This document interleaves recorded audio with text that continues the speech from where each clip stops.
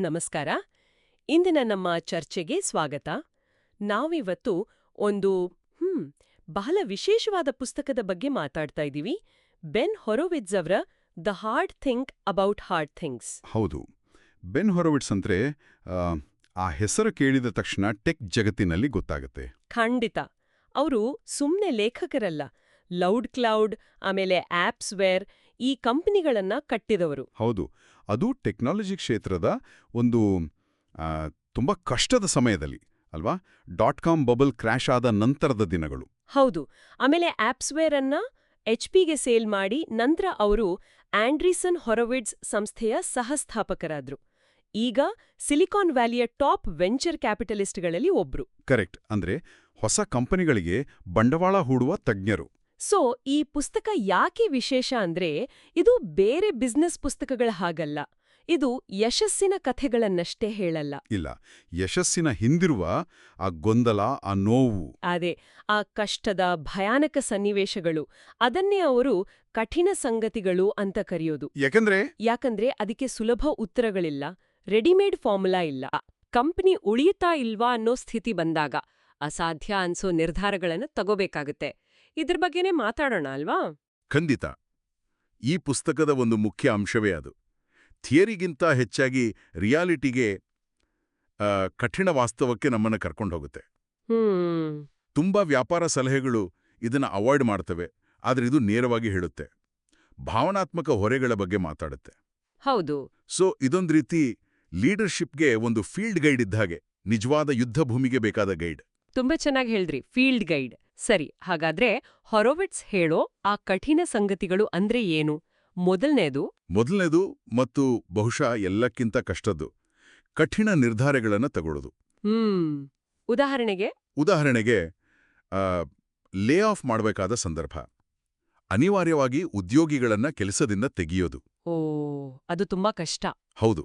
ಅಥವಾ ನಾವು ವರ್ಷಗಳಿಂದ ನಂಬ್ಕೊಂಡು ಬಂದಿರೋ ಸ್ಟ್ರಾಟಜಿಯನ್ನ ಪೂರ್ತಿಯಾಗಿ ಬದಲಾಯಿಸಬೇಕಾದ ಸ್ಥಿತಿ. ರೈಟ್. ಹೌದು. ತುಂಬಾ ಹತ್ತಿರದ ಸ್ನೇಹಿತರು, ಕೋ-ಫೌಂಡರ್ಸ್ ನಡುವೆ ಭಿನ್ನಾಭಿಪ್ರಾಯ ಬಂದು ಒಬ್ಬರನ್ನ ಕಂಪನಿಯಿಂದ ಹೊರಗೆ ಕಳಿಸಬೇಕಾದ ಸನ್ನಿವೇಶ. ಇವೆಲ್ಲ ಇವು ಜನರ ಜೀವನದ ಮೇಲೆ ನೇರ ಪರಿಣಾಮ ಬೀರುತ್ತೆ ಅಲ್ವಾ? ಅದೇ, ಇದು ಬರೀ ಬಿಸ್ನೆಸ್ ನಂಬರ್ಸ್ ಅಲ್ಲ, ಇದರ ಹಿಂದೆ ಮನುಷ್ಯರಿದ್ದಾರೆ. ಹೊರೋವಿಟ್ಜ್ ಇಲ್ಲಿ ಏನ್ ಹೇಳ್ತಾರೆ ಅಂದ್ರೆ, ಏನು? ಇಂಥ ಟೈಮಲ್ಲಿ ಲೀಡರ್ಸ್ ಪ್ರಾಮಾಣಿಕರಾಗಿರ್ಬೇಕು, ನೇರವಾಗಿ ಮಾತಾಡಬೇಕು, ಆದಷ್ಟು ಸಹಾನುಭೂತಿ ಇರಬೇಕು, ನಿಜ. ಆದರೆ ನಿರ್ಧಾರ ತಗೊಳ್ಳೋದ್ರಲ್ಲಿ ದೃಢವಾಗಿರ್ಬೇಕು, ಡಿಲೇ ಮಾಡಬಾರದು. ಆ ಬ್ಯಾಲೆನ್ಸ್ ಕಷ್ಟ ಅಲ್ವಾ? ಸಹಾನುಭೂತಿ ಮತ್ತು ನಿರ್ಣಯ ತುಂಬಾ ಕಷ್ಟ. ಸತ್ಯ ಹೇಳೋ ಕಷ್ಟ ಆದ್ರೂ ಅದನ್ನ ಹೇಳೋದ್ರಿಂದಲೇ ನಂಬಿಕೆ ಉಳಿಯುತ್ತೆ ಅಂತಾರೆ. ಅವರು ಲೌಡ್ ಕ್ಲೌಡ್ನಲ್ಲಿ ದೊಡ್ಡ ಲೇ ಆಫ್ ಮಾಡಿದಾಗ ಅದನ್ನು ಹೇಗೆ ನಿಭಾಯಿಸಿದ್ರು ಅಂತ ವಿವರಿಸ್ತಾರೆ. ಅದು ಒಂದು ಪಾಠವೇ ಸರಿ. ಹೌದು. ಆ ಪ್ರಾಮಾಣಿಕತೆ ಬಹಳ ಮುಖ್ಯ ಅನಿಸುತ್ತೆ. ಸರಿ, ಎರಡನೇ ಕಠಿಣ ಸಂಗತಿ, ಬಿಕ್ಕಟ್ಟಿನ ಸಂದರ್ಭದಲ್ಲಿ ಮ್ಯಾನೇಜ್ ಮಾಡೋದು, ಕ್ರೈಸಿಸ್ ಮ್ಯಾನೇಜ್ಮೆಂಟ್. ಇದು ಪ್ರತಿಯೊಂದು ಸ್ಟಾರ್ಟ್ಅಪ್ಗೂ ಬರುತ್ತೆ ಅನ್ಸುತ್ತೆ. ಸ್ಟಾರ್ಟ್ಅಪ್ ಮಾತ್ರ ಅಲ್ಲ, ದೊಡ್ಡ ಕಂಪನಿಗಳಿಗೂ ಬರ್ಬೋದು. ಆದಾಯ ಎಕ್ದಮ್ ಕೆಳಗೋಗ್ಬೋದು, ಇನ್ವೆಸ್ಟರ್ಸ್ ಕೈ ಕೊಡ್ಬೋದು, ಕಾಂಪಿಟೇಟರ್ಸ್ ಸಡನ್ ಆಗಿ ಮೇಲ್ ಬರ್ಬೋದು. ಲೌಡ್ ಕ್ಲೌಡ್ ಎದುರಿಸಿದ .com ಬಂದ ತರಹನಾ? ಖಂಡಿತ. ಅದು ಪರ್ಫೆಕ್ಟ್ ಉದಾಹರಣೆ. ಆ ಟೈಮಲ್ಲಿ ಲೀಡರ್ ಸುಮ್ಮನೆ ಕೂರೋಕಾಗಲ್ಲ. ಏನ್ ಮಾಡ್ಬೇಕು? ವಾಸ್ತವವನ್ನು ಫೇಸ್ ಮಾಡ್ಬೇಕು, ಧೈರ್ಯವಾಗಿ. ಮತ್ತೆ ಸಂವಹನ, ಕಮ್ಯುನಿಕೇಶನ್. ಅಂದ್ರೆ ಟೀಮ್ ಜೊತೆ ಮಾತಾಡೋದು. ಹೌದು. ಹೊರೋವಿಟ್ಸ್ ಅವರ ಫೇಮಸ್ ಲೈನ್ ಇದೆ ಗೊತ್ತಾ? ಜನ ಕೆಟ್ಟು ಸುದ್ದಿ ಕೇಳ್ಬೋದು, ಆದ್ರೆ ಅವರಿಗೆ ಸುಳ್ಳು ಅಥವಾ ಅನಿಶ್ಚಿತತೆ ಸಹಿಸೋಕಾಗಲ್ಲ. ಹೌದು, ಕೇಳಿದ್ದೀನಿ. ಸೊ ಪರಿಸ್ಥಿತಿ ಏನಿದೆ, ನಮ್ಮ ಪ್ಲಾನ್ ಏನು, ಪ್ರತಿಯೊಬ್ಬರ ರೋಲ್ ಏನು, ಇದನ್ನ ಕ್ಲಿಯರ್ ಆಗಿ ಪದೇ ಪದೇ ಹೇಳಬೇಕು. ಅದರಿಂದ ಟೀಮ್ ಒಟ್ಟಾಗಿರುತ್ತೆ, ನಂಬಿಕೆ ಉಳಿಯುತ್ತೆ. ಇದು ನೇರವಾಗಿ ಮೂರನೇ ಪಾಯಿಂಟ್ಗೆ ಕನೆಕ್ಟ್ ಆಗುತ್ತೆ ಅನ್ಸುತ್ತೆ, ನಾಯಕತ್ವದ ಒಂಟಿತನ. Loneliness of the CEO. ಹೊರಗಿಂದ ನೋಡಕ್ಕೆ ಗ್ಲಾಮರಸ್ ಅನ್ಸುತ್ತೆ ಅಲ್ವಾ ಸಿಇಒ ಅಂದ್ರ? ಹೌದು. ಆದ್ರೆ ಹೊರೋವಿಟ್ಸ್ ಹೇಳೋ ಹಾಗೆ ಅದು ತುಂಬಾ ಒಂಟಿತನದ ಜವಾಬ್ದಾರಿ. ಯಾಕೆಂದ್ರೆ ಎಲ್ಲಾ ಚಿಂತೆಗಳನ್ನ, ಎಲ್ಲಾ ಭಯಗಳನ್ನ ಎಲ್ಲರ ಜೊತೆ ಹಂಚ್ಕೊಳ್ಳಕ್ಕಾಗಲ್ಲ. ಎಂಪ್ಲಾಯೀಸ್ ಜೊತೆ ಆಗಲ್ಲ, ಕೆಲವೊಮ್ಮೆ ಬೋರ್ಡ್ ಜೊತೆಗೂ ಆಗಲ್ಲ, ಫ್ಯಾಮಿಲಿ ಜೊತೆಗೂ. ಕೆಲವು ಭಾರಗಳನ್ನ ಒಬ್ರೇ ಹೊರಬೇಕು. ಅದು ಆ ಜಾಬ್ನ ಒಂದು ಭಾಗ ಅಂತಾರೆ ಅವರು. ಈ ಮಾನಸಿಕ ಒತ್ತಡದ ಬಗ್ಗೆ ಹೆಚ್ಚಾಗಿ ಮಾತಾಡೋದಿಲ್ಲ ಅಲ್ವಾ? ಖಂಡಿತ ಇಲ್ಲ.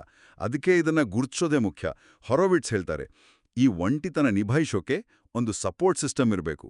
ನಂಬಿಕಸ್ಥ ಸಲಹೆಗಾರರು, ಮೆಂಟರ್ಸ್. ಅಥವಾ ಬೇರೆ ಸಿಇಒಗಳ ಗುಂಪು. ಹೌದು, ಪೀರ್ ಗ್ರೂಪ್. ಎಲ್ಲವನ್ನೂ ನಾನೇ ಮಾಡ್ತೀನಿ ಅನ್ನೋ ಬದಲು ಸಹಾಯ ಕೇಳೋದ್ರಲ್ಲಿ ತಪ್ಪಿಲ್ಲ ಅನ್ನೋದು ಮುಖ್ಯ. ನಿಜ, ಆ ಸಪೋರ್ಟ್ ಸಿಸ್ಟಮ್ ಬೇಕೇ ಬೇಕು. ಸರಿ, 4ನೇ ಕಠಿಣ ಸಂಗತಿ. 4ನೇದು, ಯಾವುದೇ ಪರ್ಫೆಕ್ಟ್ ಫಾರ್ಮುಲಾ ಇಲ್ಲ ಅನ್ನೋದು. ಓಕೆ, ಅಂದ್ರೆ ಒಂದು ಕಂಪನಿಗೆ ವರ್ಕ್ ಆದ ಸ್ಟ್ರಾಟಜಿ ಇನ್ನೊಂದು ಕಂಪನಿಗೆ ವರ್ಕ್ ಆಗುತ್ತೆ ಅಂತ ಗ್ಯಾರಂಟಿ ಇಲ್ಲ. ಈಗ ಗೂಗಲ್ ಏನೋ ಮಾಡುತ್ತೆ ಅಂತ ನಾವು ಅದನ್ನೇ ಕಾಪಿ ಮಾಡಿದ್ರೆ ಹೆಚ್ಚಾಗಿ ಫೇಲ್ ಆಗುತ್ತೆ. ಯಾಕಂದ್ರೆ ಪ್ರತಿ ಕಂಪನಿ ಬೇರೆ, ಟೀಮ್ ಬೇರೆ, ಮಾರ್ಕೆಟ್ ಬೇರೆ, ಟೈಮಿಂಗ್ ಬೇರೆ, ಎಲ್ಲವೂ ವಿಶಿಷ್ಟ. ಅವರು ತತ್ವಗಳನ್ನ ಅರ್ಥ ಮಾಡ್ಕೋತಾರೆ, ಓಕೆ, ತಮ್ಮ ಪರಿಸ್ಥಿತಿಗೆ ಅದನ್ನ ಹೇಗೆ ಅಳವಡಿಸಬೇಕು ಅಂತ ಯೋಚನೆ ಮಾಡ್ತಾರೆ, ಧೈರ್ಯವಾಗಿ ಪ್ರಯೋಗ ಮಾಡ್ತಾರೆ, ಬೇಕಾದ್ರೆ ದಾರಿ ಬದಲಾಯಿಸ್ತಾರೆ. ಅಂದ್ರೆ ಕಾಂಟೆಕ್ಸ್ಟ್ ಮುಖ್ಯ, ಸಂದರ್ಭಕ್ಕೆ ತಕ್ಕ ಹಾಗೆ. ಖಂಡಿತ. ಸಂದರ್ಭೋಚಿತ ಬುದ್ಧಿವಂತಿಕೆ, ಅದನ್ನೇ ಕಾಂಟೆಕ್ಸ್ಚುಯಲ್ ಇಂಟೆಲಿಜೆನ್ಸ್ ಅನ್ನೋದು, ಮತ್ತೆ ಅಡ್ಯಾಪ್ಟಬಿಲಿಟಿ, ಹೊಂದಿಕೊಳ್ಳೋದು. ಸರಿ, ಈ ಕಠಿಣ ಸಂಗತಿಗಳನ್ನ ಅರ್ಥ ಮಾಡ್ಕೊಂಡ್ವಿ. ಆದ್ರೆ ಇದನ್ನ ಎದುರಿಸೋದು ಹೇಗೆ? ಹೊರವಿಟ್ಸ್ ಏನಾದ್ರೂ ಟೂಲ್ಸ್ ಕೊಡ್ತಾರಾ? ಹೌದು, ಕೊಡ್ತಾರೆ. ಇವುಗಳನ್ನ ಉಳಿವಿಗಾಗಿನ ಸಾಧನಗಳು ಅನ್ಬೋದು. ಇವು ರೆಡಿಮೇಡ್ ಸೊಲ್ಯೂಷನ್ಸ್ ಅಲ್ಲ, ಬದಲಿಗೆ ಮೈಂಡ್ಸೆಟ್ಸ್ ಮತ್ತು ಅಪ್ರೋಚಸ್. ಓಕೆ, ಮೊದಲನೇದು ಮತ್ತು ತುಂಬಾ ಮುಖ್ಯವಾದದ್ದು, ಹೋರಾಟವನ್ನ ಸ್ವೀಕರಿಸು, ಎಂಬ್ರೇಸ್ ದ ಸ್ಟ್ರಗಲ್. ಅಂದ್ರೆ ಸುಮ್ನೆ ಕಷ್ಟಪಡಿ ಅಂತನಾ? ಹಾಗಲ್ಲ. ಅಂದ್ರೆ ಏನಾದ್ರೂ ದೊಡ್ಡದು ಮಾಡಬೇಕಾದ್ರೆ ಅದು ಈಸಿ ಇರುತ್ತೆ ಅಂತ ಅನ್ಕೋಬೇಡಿ. ಸ್ಟಾರ್ಟಪ್ ಕಟ್ಟೋದು ಅಂದ್ರೇನೆ ಹೋರಾಟ. ಹೌದು. ಈ ಹೋರಾಟವನ್ನ ಇದೊಂದು ಫೇಲ್ಯೂರ್ನ ಚಿಹ್ನೆ ಅಂತ ನೋಡೋ ಬದಲು ಇದೊಂದು ಬೆಳವಣಿಗೆಯ ಭಾಗ, ನಿರ್ಮಾಣದ ಒಂದು ಪ್ರಕ್ರಿಯೆ ಅಂತ ಒಪ್ಕೋಬೇಕು. ಆ ಮೈಂಡ್ಸೆಟ್ ಶಿಫ್ಟ್. ಹೌದು. ಅವಾಗ ಕಷ್ಟ ಬಂದಾಗ ಕುಸ್ದೋಗಲ್ಲ, ಅದರಿಂದ ಕಲಿಯೋಕ್ ಶುರು ಮಾಡ್ತೀವಿ. ಸ್ಥಿತಿಸ್ಥಾಪಕತ್ವ ಅಂದ್ರೆ ರೆಸಿಲಿಯನ್ಸ್ ಬರುತ್ತೆ, ಹೋರಾಟ ನಮ್ಮನ್ನ ಸ್ಟ್ರಾಂಗ್ ಮಾಡುತ್ತೆ. ಇದು ಇಂಟ್ರೆಸ್ಟಿಂಗ್ ಆಗಿದೆ. ಸರಿ, ಎರಡನೇ ಟೂಲ್. ಎರಡನೇದು ಹ್ಯೂಮನ್ ರಿಸೋರ್ಸಸ್ಗೆ ಸಂಬಂಧಿಸಿದ್ದು. ಭವಿಷ್ಯಕ್ಕಾಗಿ ನೇಮಕ ಮಾಡಿ ಮತ್ತು ವಜಾಗೊಳಿಸಿ. ಓಕೆ, ಅಂದ್ರೆ ಇವತ್ತು ಕಂಪನಿಗೆ ಯಾರ್ ಬೇಕು ಅಂತಷ್ಟೇ ನೋಡ್ಬೇಡಿ. ಮುಂದಿನ 6 ತಿಂಗಳು 18 ತಿಂಗಳಲ್ಲಿ ನಿಮ್ಮ ಕಂಪನಿ ಎಲ್ಲಿರ್ಬೇಕು, ಅದಕ್ಕೆ ಯಾವ ಥರದ ಜನ ಬೇಕು, ಅವ್ರನ್ನ ಈಗ್ಲೇ ಹೈರ್ ಮಾಡಿ. ಕರೆಕ್ಟ್. ಫ್ಯೂಚರ್ಗೆ ಬೇಕಾದ ಸ್ಕಿಲ್ಸ್, ಆಟಿಟ್ಯೂಡ್ ಇರೋರ್ನ ತಗೊಳ್ಳಿ. ಇದು ಒಂದು ಭಾಗ. ಇನ್ನೊಂದು ಭಾಗ ವಜಾಗೊಳಿಸೋದು. ಹೌದು, ಫೈರಿಂಗ್. ಅದು ತುಂಬಾ ಕಷ್ಟದ ನಿರ್ಧಾರ. ಆದ್ರೆ ಅದು ಮಾಡ್ಲೇಬೇಕಾದ ಪರಿಸ್ಥಿತಿ ಬಂದ್ರೆ ಡಿಲೇ ಮಾಡಬೇಡಿ. ಅದನ್ನ ಬೇಗ, ಫೇರ್ ಆಗಿ ಮತ್ತು ತುಂಬಾ ಗೌರವದಿಂದ ಮಾಡಿ ಅಂತಾರೆ ಹೊರವಿಟ್ಸ್. ಗೌರವಯುತವಾಗಿ ಮಾಡೋದು ಮುಖ್ಯ ಅಲ್ವಾ? ತುಂಬಾ ಮುಖ್ಯ. ಯಾಕಂದ್ರೆ ನೀವದನ್ನ ಹೇಗೆ ಮಾಡ್ತೀರಿ ಅನ್ನೋದು ಉಳ್ದಿರೋ ಎಂಪ್ಲಾಯೀಸ್ ಮೇಲೆ, ಕಂಪನಿಯ ಕಲ್ಚರ್ ಮೇಲೆ ದೊಡ್ಡ ಪರಿಣಾಮ ಬೀರುತ್ತೆ. ಹೌದು. ಇದು ನೇರವಾಗಿ 3ನೇ ಟೂಲ್ಗೆ ತರುತ್ತೆ ನಮ್ಮನ್ನ, ಕಷ್ಟವನ್ನು ಸಹಿಸಬಲ್ಲ ಸಂಸ್ಕೃತಿಯನ್ನು ನಿರ್ಮಿಸಿ. ಕಲ್ಚರ್. ಇಲ್ಲಿ ಕಲ್ಚರ್ ಅಂದ್ರೆ ಆಫೀಸಲ್ಲಿ ಫ್ರೀ ಸ್ನ್ಯಾಕ್ಸ್, ಗೇಮ್ಸ್ ಇದೆಲ್ಲ ಅಲ್ವಾ? ಖಂಡಿತ ಅಲ್ಲ. ಹೊರವಿಟ್ಸ್ ಪ್ರಕಾರ ನಿಜವಾದ ಕಲ್ಚರ್ ಅಂದ್ರೆ ಪರಿಸ್ಥಿತಿ ತುಂಬಾ ಕೆಟ್ಟದಾಗಿದ್ದಾಗ, ಕ್ರೈಸಿಸ್ ಬಂದಾಗ ನಿಮ್ಮ ಕಂಪನಿ, ನಿಮ್ಮ ಜನ ಹೇಗೆ ನಡ್ಕೋತಾರೆ ಅನ್ನೋದು. ಓಕೆ. ಅದು ಸ್ಟ್ರಾಂಗ್ ಕಲ್ಚರ್. ಅಂದ್ರೆ ಎಲ್ಲರಲ್ಲೂ ಶೇರ್ಡ್ ವ್ಯಾಲ್ಯೂಸ್ ಇರಬೇಕು, ನಂಬಿಕೆ ಇರಬೇಕು, ಕಷ್ಟದಲ್ಲಿ ಒಬ್ಬರಿಗೊಬ್ರು ಸಪೋರ್ಟ್ ಮಾಡಬೇಕು. ವೈಫಲ್ಯಗಳನ್ನ ಒಪ್ಪಿಕೊಳ್ಳುವ ಮನೋಭಾವ. ಖಂಡಿತ. ಅದರಿಂದ ಕಲಿಯುವ ಮನೋಭಾವ. ಇದನ್ನ ಲೀಡರ್ಸ್ ಕಾನ್ಷಿಯಸ್ ಆಗಿ ಬಿಲ್ಡ್ ಮಾಡಬೇಕು. ಇದು ಬರೀ ಗೋಡೆ ಮೇಲಿನ ಸ್ಲೋಗನ್ ಅಲ್ಲ, ದಿನನಿತ್ಯದ ನಡವಳಿಕೆಯಲ್ಲಿ, ನಿರ್ಧಾರಗಳಲ್ಲಿ ಕಾಣಬೇಕು. ಪ್ರೆಷರ್ ಬಂದಾಗ ಟೀಮ್ ಹೇಗೆ ಒಟ್ಟಿಗೆ ನಿಲ್ಲುತ್ತೆ ಅನ್ನೋದೇ ನಿಜವಾದ ಟೆಸ್ಟ್. ಸರಿ, 4ನೇ ಟೂಲ್. 4ನೇದು ನಾವು ಆಗ್ಲೇ ಸ್ವಲ್ಪ ಮಾತಾಡಿದ್ದು, ಪಾರದರ್ಶಕತೆಯೊಂದಿಗೆ ಮುನ್ನಡೆಸಿ, ಲೀಡ್ ವಿತ್ ಟ್ರಾನ್ಸ್ಪರೆನ್ಸಿ. ಅಂದ್ರೆ ಓಪನ್ ಕಮ್ಯುನಿಕೇಷನ್. ಹೌದು. ಎಂಪ್ಲಾಯೀಸ್ ಜೊತೆ ಆದಷ್ಟು ಓಪನ್ ಆಗಿ ಮಾತಾಡಿ. ಒಳ್ಳೆ ಸುದ್ದಿಯಾಗ್ಲಿ, ಕೆಟ್ಟು ಸುದ್ದಿಯಾಗ್ಲಿ, ವಾಸ್ತವವನ್ನ ಹಂಚಿಕೊಳ್ಳಿ. ಯಾಕಂದ್ರೆ ಜನ ಕೆಟ್ಟ ಸುದ್ದಿ ನಿಭಾಯಿಸ್ತಾರೆ, ಆದ್ರೆ ಅನಿಶ್ಚಿತತೆ ಅಥವಾ ಸುಳ್ಳುಗಳನ್ನಲ್ಲ. ಅದೇ ಟ್ರಾನ್ಸ್ಪರೆನ್ಸಿ ಇದ್ರೆ ನಂಬಿಕೆ ಬರುತ್ತೆ. ಕಷ್ಟದ ಸಮಯದಲ್ಲಿ ಎಲ್ಲರಿಗೂ ಕ್ಲಿಯರ್ ಪಿಕ್ಚರ್ ಇದ್ರೆ ಎಲ್ಲರೂ ಒಂದೇ ದಿಕ್ಕಿನಲ್ಲಿ ಕೆಲಸ ಮಾಡೋಕ್ ಸಾಧ್ಯವಾಗುತ್ತೆ. ನಾವೆಲ್ಲ ಒಂದೇ ದೋಣಿಯಲ್ಲಿದ್ದೇವೆ ಅನ್ನೋ ಫೀಲ್ ಬರುತ್ತೆ. ನಿಜ. ಮತ್ತು ಕೊನೆಯ ಟೂಲ್, ಇದು ತುಂಬಾ ಫೇಮಸ್ ಆಗಿದೆ, ವಾರ್ ಟೈಮ್ ಸಿಇಒ. ಹೌದು. ಯುದ್ಧ ಕಾಲದ ಸಿಇಒ ಆಗಲು ಸಿದ್ಧರಾಗಿರಿ. ಹೊರವಿಟ್ಸ್ 7 ತರಹದ ಸಿಇಒಗಳ ಬಗ್ಗೆ ಹೇಳ್ತಾರಲ್ವಾ?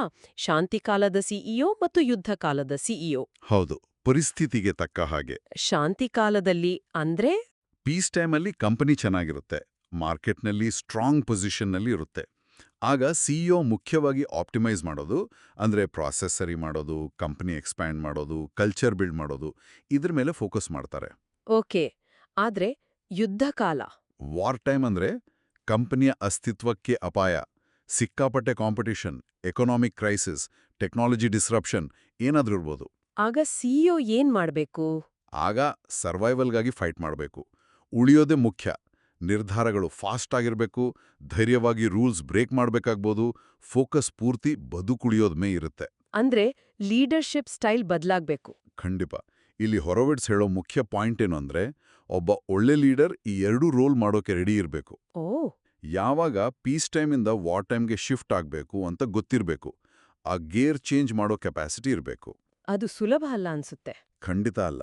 ವಾರ್ ಟೈಮ್ಗೆ ಬೇಕಾಗಿರೋದು ಇಂಟೆನ್ಸ್ ಫೋಕಸ್, ಡಿಸೈಸಿವ್ನೆಸ್ ಮತ್ತು ಕೆಲವೊಮ್ಮೆ ಪರ್ಸ್ನಲಿ ಇಷ್ಟ ಇಲ್ಲ ಅಂದ್ರೂ ಕಂಪನಿಗೆ ಬೇಕಾದ ಕಷ್ಟದ ನಿರ್ಧಾರಗಳನ್ನ ತಗೊಳ್ಳೋ ವಿಲ್ ಪವರ್. ಸರಿ, ಹಾಗಾದ್ರೆ ಇಷ್ಟೆಲ್ಲ ಕೇಳಿದ್ಮೇಲೆ ಇದರ ಒಟ್ಟು ಸಾರಾಂಶ ಏನು? ನಾಯಕರು, ಉದ್ಯಮಿಗಳು ಇದರಿಂದ ಏನು ಕಲಿಬೋದು? ಕೆಲವು ಮುಖ್ಯ ಪಾಠಗಳು ಸ್ಪಷ್ಟವಾಗಿ ಕಾಣ್ತವೆ. ಮೊದಲನೇದು, ನೀವು ಆಗ್ಲೇ ಹೇಳಿದ ಹಾಗೆ ಯಶಸ್ಸಿಗೆ ಒಂದೇ ಒಂದು ರೆಡಿಮೇಡ್ ಫಾರ್ಮುಲಾ ಇಲ್ಲ. ಖಂಡಿತ, ಪ್ರತಿಯೊಬ್ಬರ ಜರ್ನಿ ಯುನೀಕ್. ಎರಡನೇದು, ಬರೀ ಹೊರಗಿನ ಚಾರ್ಮ್, ಆಕರ್ಷಣೆಗಿಂತ ಒಳಗಿನ ಧೈರ್ಯ, ಕರೇಜ್ ಮುಖ್ಯ. ಕಷ್ಟ ಬಂದಾಗ ಸ್ಟೆಡಿಯಾಗಿ ನಿಲ್ಲೋ, ಧೈರ್ಯದಿಂದ ನಿರ್ಧಾರ ತಗೊಳ್ಳೋ ಲೀಡರ್ಗಳನ್ನ ಜನ ನಂಬ್ತಾರೆ. ಹೌದು. ಮೂರನೇದು ಪರ್ಸಿಸ್ಟೆನ್ಸ್, ಬಿಟ್ಕೊಡ್ದಿರೋದು, ತಾಳ್ಮೆ. ಹೌದು. ಹೊರವೆಟ್ಸ್ ಹೇಳ್ತಾರಲ್ಲ, ಸಾಕಷ್ಟು ಕಾಲ ಬದುಕುಳಿಯೋದೇ ದೊಡ್ಡ ಚಾಲೆಂಜ್. ಆಗ ನಿಮ್ಗೆ ಏನ್ ವರ್ಕ್ ಆಗುತ್ತೆ ಅಂತ ಕಂಡುಹಿಡಿಯೋಕೆ ಟೈಮ್ ಸಿಗುತ್ತೆ. ವಾವ್, ಅಂದ್ರೆ ಗಿವ್ ಅಪ್ ಮಾಡಬಾರ್ದು. ಖಂಡಿತ. ಮತ್ತು ನಾಲ್ಕನೇದು, ಬಹುಶಃ ಎಲ್ಲಕ್ಕಿಂತ ಪರ್ಸನಲ್, ಅಹಿತಕರ ಸ್ಥಿತಿಯಲ್ಲಿ ಆರಾಮಾಗಿರಲು ಕಲಿಯಿರಿ. Comfortable with discomfort. ಅದೇ, ಲೀಡರ್ಶಿಪ್ ಅಂದ್ರೆ ಕಷ್ಟ ಇದ್ದೇ ಇರುತ್ತೆ, ಚಾಲೆಂಜ್ ಇದ್ದೇ ಇರುತ್ತೆ. ಅದನ್ನ ಎದುರಿಸೋದ್ರಿಂದಲೇ ನಾವು ಬೆಳಿತೀವಿ, ಅದನ್ನ ನಿರೀಕ್ಷಿಸ್ಬೇಕು. ಈ ಎಲ್ಲಾ ಪಾಯಿಂಟ್ಸ್ ಸೇರಿ ಇದೊಂದು ರೀತಿ ಕಷ್ಟದ ಸಮಯದಲ್ಲಿ ಲೀಡರ್ಶಿಪ್ಗೆ ಒಂದು ಫಿಲಾಸಫಿ ತರಹ ಇದೆ ಅಲ್ವಾ? ಹೌದು. ರೆಸಿಲಿಯನ್ಸ್, ಇಂಟೆಗ್ರಿಟಿ, ರಿಯಾಲಿಟಿನ ಒಪ್ಕೊಳ್ಳೋ ಧೈರ್ಯ ಇದ್ರ ಮೇಲೆ ನಿಂತಿದೆ. ಮತ್ತು ಇದು ಕೇವಲ ಬಿಸ್ನೆಸ್ಗೆ ಮಾತ್ರ ಅಲ್ಲ ಅನ್ಸುತ್ತೆ. ಖಂಡಿತ ಅಲ್ಲ, ಜೀವನದ ಯಾವುದೇ ಚಾಲೆಂಜ್ಗೂ ಅಪ್ಲೈ ಆಗತ್ತೆ. ಈ ಪುಸ್ತಕ ಇಷ್ಟೊಂದು ಪಾಪ್ಯುಲರ್ ಆಗಿರೋದಕ್ಕೆ, ಇಷ್ಟೊಂದು ಜನಕ್ಕೆ ಕನೆಕ್ಟ್ ಆಗೋದಕ್ಕೆ ಕಾರಣ ಏನು ಅನ್ಸುತ್ತೆ? ಬಹುಶಃ ಅದರ ಕಚ್ಚಾ ಪ್ರಾಮಾಣಿಕತೆ, ರಾ ಹಾನೆಸ್ಟಿ. ಹೌದು. ಬೆನ್ ಹೊರೋವಿಟ್ಸ್ ಏನನ್ನೂ ಮುಚ್ಚಿಡಲ್ಲ. ತಾನು ತಪ್ಪು ಮಾಡಿದ್ದನ್ನ, ಹೆದರಿದ್ದನ್ನ, ಅತ್ತಿದ್ದನ್ನ ಎಲ್ಲವನ್ನೂ ಓಪನ್ ಆಗಿ ಹೇಳ್ತಾರೆ. ಅದೇ, ತನ್ನ ವಲ್ನರಬಿಲಿಟಿನ ತೋರಿಸ್ತಾರೆ.